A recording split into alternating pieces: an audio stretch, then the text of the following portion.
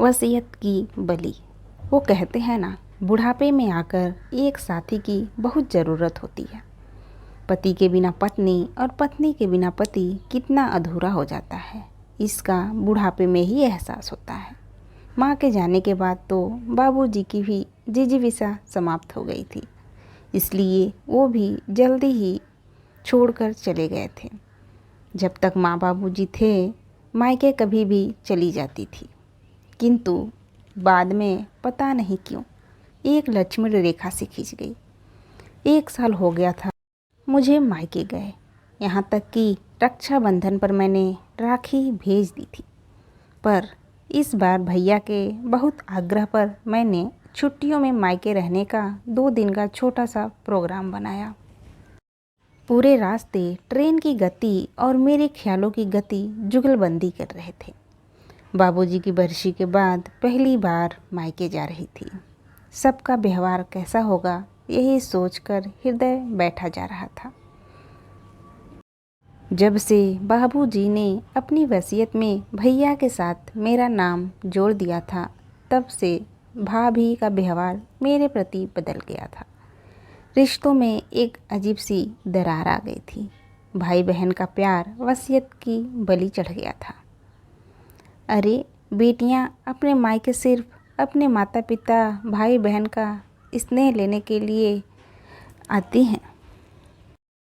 उन्हें सिर्फ यही लालच होता है कि उनके मायके के द्वार उनके लिए सदा खुले रहें। यही सोचते सोचते मैं अपने गंतव्य पर पहुंच गई थी। भैया स्टेशन पर मुझे लेने आए थे। स्टेशन से घर तक सिर्फ भैया ने 2 वाक्य बोले थे। कैसी हो छोटी? रास्ते में कोई तकलीफ़ तो नहीं हुई? बस उसके बाद तो भैया ने जैसे मौन व्रत रख लिया था। घर पहुंचकर भाभी ने जिस तरह से दरवाज़ा खोला, उनके व्यवहार से मन में कुछ दरक सा गया। घर में चारों तरफ माँ बाबूजी की यादें बसी थी और हर कोने में मेरा बचपन खेल रहा था। वो बचपन जिसे मैं सहेजना चाहती थी, फिर से जीना चाहती थी, जिसके लिए मैं मायके आई थी। हर बेटी की तरह मुझे भी मेरा मायका जान से ज़्यादा कीमती था।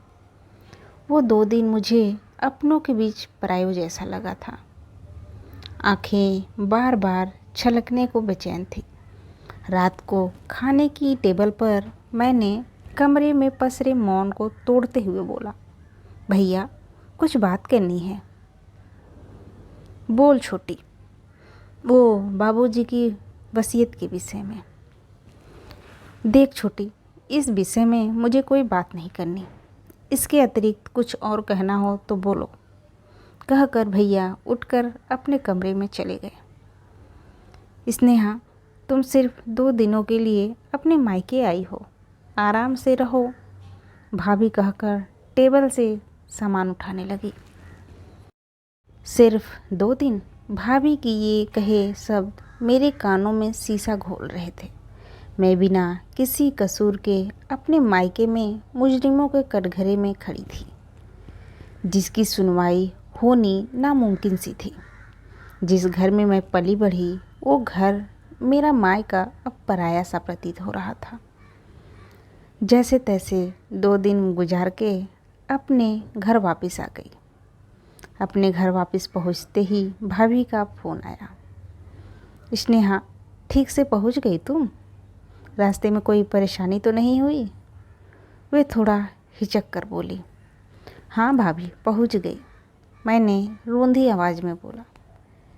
स्नेहा, ये लिफाफा तुम टेबल पर छोड़ गई थी।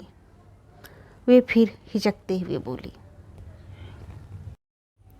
भाभी, छोड़ नहीं गई थी, रख कर आई थी आप लोगों के लिए। स्नेहा, तुमने ये क्यों किया? भाभी, मैंने तो सिर्फ अपना फ़र्ज़ निभाया है।